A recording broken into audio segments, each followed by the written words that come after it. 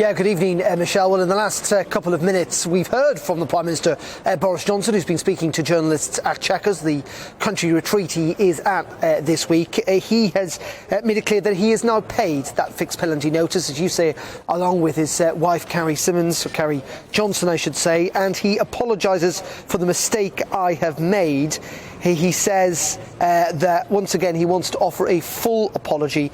People expect better, and I have a responsibility to deliver that. So the Prime Minister, perhaps unsurprisingly, apologising and saying that he has paid that fine in full. And now kind of making the case, if you like, Michelle, that he gets how serious this all is.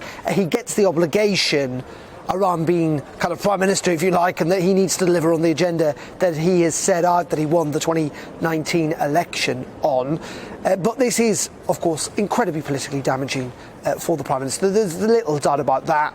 We haven't really got an historic precedent in modern times for a Prime Minister effectively breaking the law, a law that he himself brought in. Does that mean, though, that he is in the same political peril that he was just a matter of months ago when his leadership, his prime ministership, seemed like it was genuinely on the line, with lots of Conservative MPs submitting letters to the 1922 committee? I do not think we are there. Many of those MPs, in fact, have come out this afternoon, like Sir Roger Gale, like Douglas Ross, like Andrew Bridgen, saying now is not the time for the Prime Minister to go. So I don't think we're likely to see a leadership challenge anytime soon. However, all I would say is I don't think this is necessarily the end of the matter. This fine that the Prime Minister has faced alongside the Chancellor and the Prime Minister's wife is in regards to a birthday party, a surprise one that was held inside the Cabinet Room back in June 2020, one that was actually reported in the Times newspaper at the time, and no one blinked an eyelid back then. I think what has changed, however, is that this seems like it was far from an isolated party, that in retrospect the police have clearly decided it was illegal, and the Prime Minister probably should have known, even if he didn't intentionally break the law, that he should have known that it was an illegal gathering.